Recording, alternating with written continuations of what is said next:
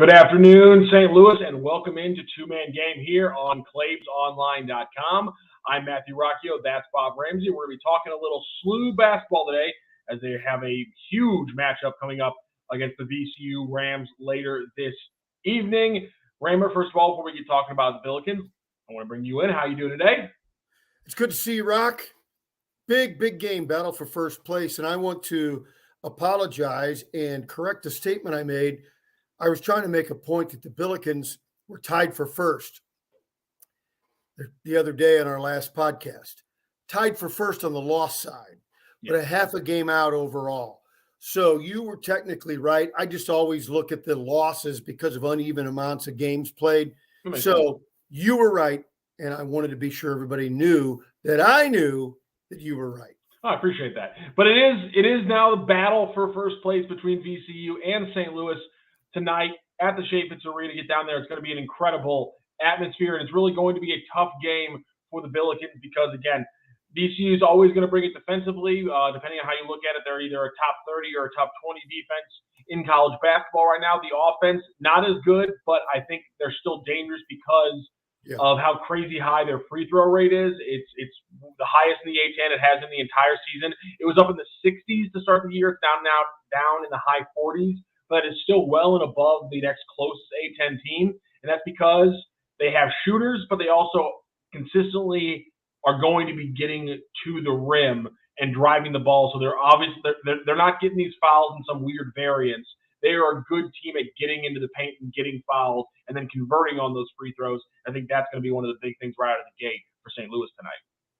And that's what they do, and that's what they've always done with tremendous athletes who play extremely hard. They're going to attack you both offensively and defensively. And that's how you get to the rim, by going on the attack. You can't be passive. Absolutely. And some people, you think this is the same old VCU team. Obviously, Ace Baldwin has been incredible for them for a long time. But Brandon Johns, the transfer from Michigan, has been a huge player for them. Now him and Baldwin both averaging 12 points. He's obviously a little bit bigger. He's been consistent in his first season with VCU. He's giving them another aspect. And again, I think Travis said today or earlier practice that they're a better shooting team than they have been in the past. So again, I think don't get caught in those offensive rating numbers or the points per game numbers for VCU. They might not be the highest scoring team, but when you factor in pace and things like that, you factor in free throw rate, it's a better offense than you're used to see with VCU, but it's still that same defense. Yeah. So why aren't they top 20? I mean, everything we say sounds like a perfect team. Well, there's some little parts in there. Again, they don't get a lot of shots off, and so if the efficiency drops off a little bit, they're obviously a little bit more susceptible. And if they have a team that has a good shooting night against them, that can beat some good defense, which is a good in one way because St. Louis, I think we've seen it, can uncork a really hot shooting night. My big question for the Billikens, though, is going to be, can they consistently get the in and out looks against the VCU defense that kind of usually comes with them having a better shooting game than usual? Can they get into the paint? Can they drive and kick? Can the ball continually not get stuck? Those are all the questions I have if SLU can take advantage. Terrence Hargrove earlier today was talking about how you guys see it. We hit a blip against Fordham, but if we're playing our game to our best ability, no one can run with us. And I think tonight against VCU will be a good example if the offense can get rolling again after just a stumble against Fordham. Well, to make that happen, you've got to control the boards. It'll be very difficult against VCU. Francis Okoro has reestablished himself as one of the best big men in the league, but he can't do it alone. He did at Davidson, but trying to do it every night is unreasonable, unrealistic, and unfair to have that expectation. So he's got to have help. You got to get defensive rebounds. You can't foul on their attack, which is one of their huge strengths, as you point out. And when you do get an open look, if you can get past their first line of defense and that heavy pressure, you've got to make open shots. You don't have to make shots under duress. You don't have to make crazy shots and shoot 80% from three or anything like that. But when you get an open shot, you've got to make it. And the Billikens, there have been times this year where they haven't done that. Yeah. Yeah, it's fair. And again, I think it's fair to say that right alongside Fordham, VCU, one of the best rim protecting teams in the entire conference. And so, the question's going, they got to hit their layups again. That was a huge problem to start the season. It hasn't been as big of a question now, but I think after a game against Fordham where they seemed very intent on driving the ball and getting to the rim against a very good rim defense team, that tells me that I don't think we're going to see that much difference against VCU. So we're just going to have to get back to an old problem that's creeping up again. You got to finish when you get looks inside. And I think we saw a couple, Gibson Jimerson, you mentioned it, beat him on a backdoor cut, but couldn't finish on that layup. Those turned the game around, became a 5-point turnaround. Yeah, exactly. And so those little things, and there's a reason it's going to be battle for first place because the little things are going to matter a lot more. Yeah, there's no doubt, including the way the game is called. The more they let them go, the more you favor VCU. And that's not a shot to officials. Games are called a little bit differently all the time. But the Billikens aren't as physical as VCU. And so if the game's called tight, I think the Billikens get a pretty good edge. But if they let it go a little bit, which most people kind of like that style of ball, I do too. If they let it go, the Billikens are going to have to rise up and be tougher than they have been lately. Absolutely. It's going to be a tough battle for, by the way, one more thing, because we talked a lot about yesterday. We kind of disagreed a little bit about the issue with, how teams are blitzing the pick and roll and how best for SLU to attack that.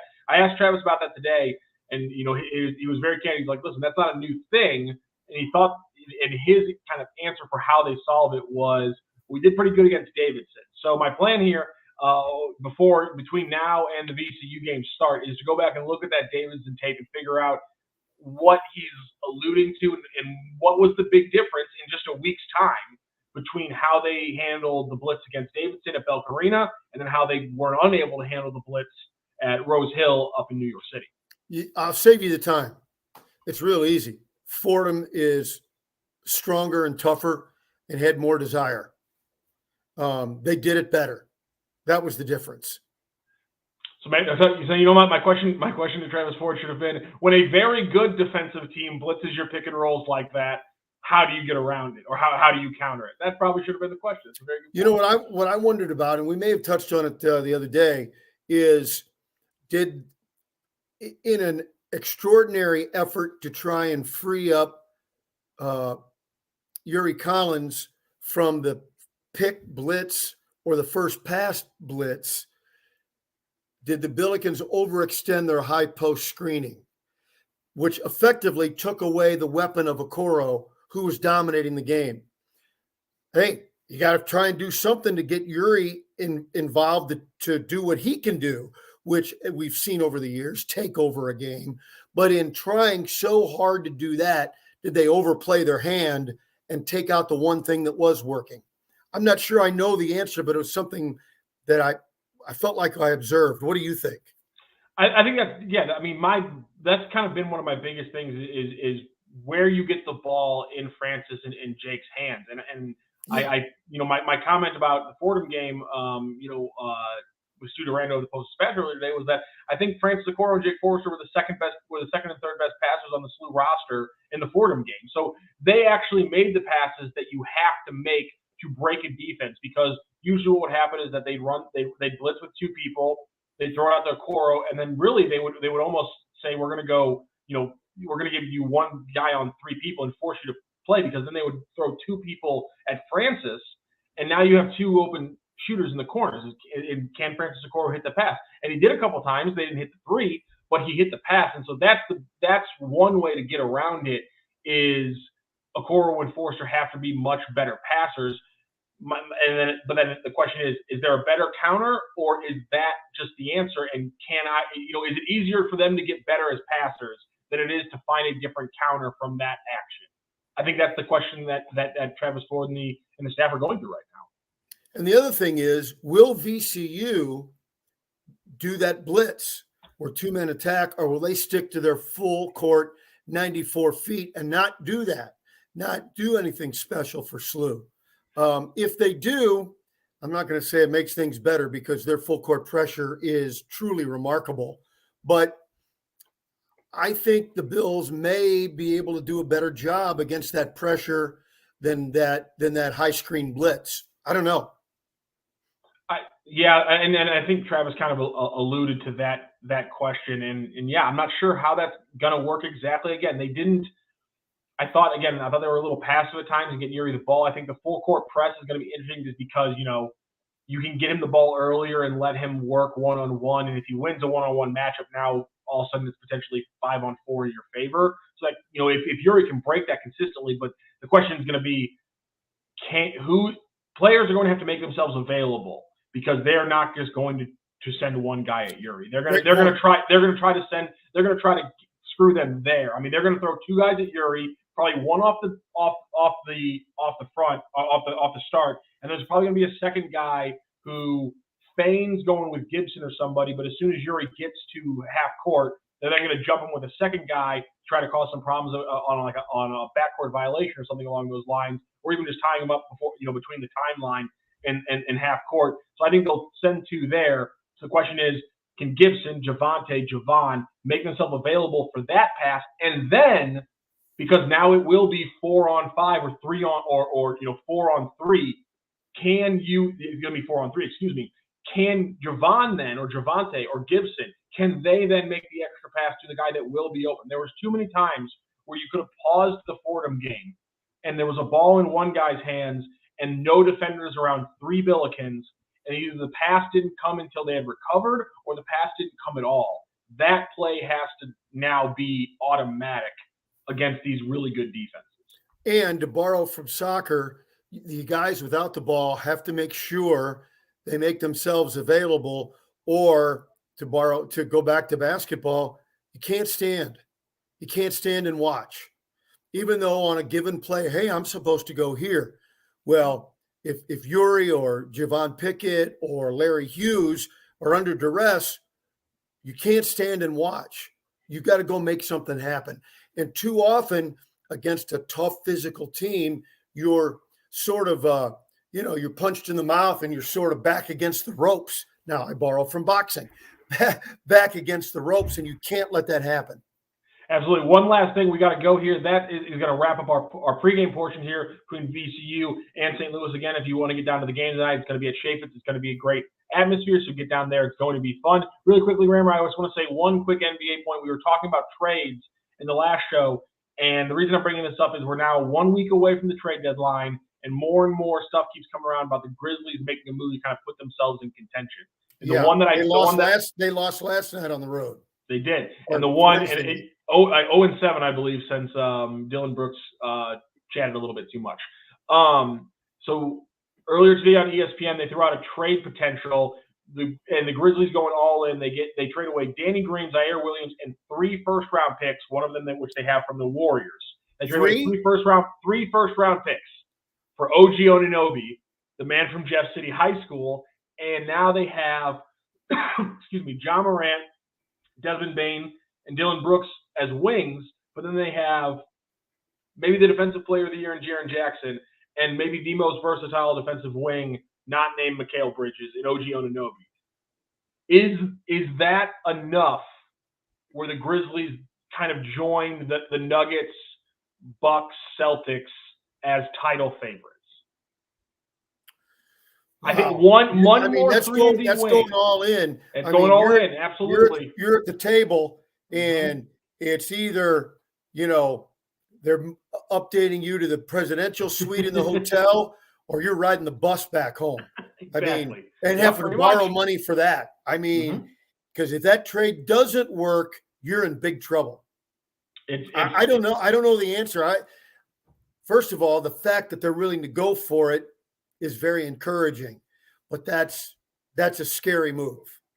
It would be, it would be the closest thing to the first iteration of the Warriors that won a title, in the way that it's the collection of young talent, almost all of it homegrown, and the combination of versatile defensive wing in a Draymond Green, a big who's a defensive star, Andrew Bogut. You got John Morant, Steph Curry. You got your wings, Desmond Bane, Klay Thompson, Andre Iguodala, Dylan Brooks. There's comparisons here with how young and exciting they really could be. I love the trade, and if it happens within the next 3 or 4 days before we get to talk about it again, I wanted to be on the record that I liked it before it happened, Brammer. But now I've done that, so I'm on the record. We're good to go. And I'll go on the record saying I like the idea, but as a fan, it makes me nervous. But I'm never going to rip somebody for really going for it. Like I said, push the chips all in. I have to admire that. Absolutely, Rammer. We got to get out of here. You have some ball games to call. So before we go, though, tell us really quick about our good friends at Royal Banks, Missouri. Royal Banks, for better service means better banking, whether it's St. Louis, St. Charles, the East Side, Northeast Missouri, all locations in each branch makes it feel when you walk in like you're walking into your hometown bank. Royal Banks of Missouri. That's it for the two-man game here on Claibs Online. Have a great rest of your day. St. Louis Acura has an unbeatable selection of new and pre-owned vehicles. We have over 200 vehicles on hand and in transit. Get the new 2023 MDX or Integra with up to $1,000 in loyalty.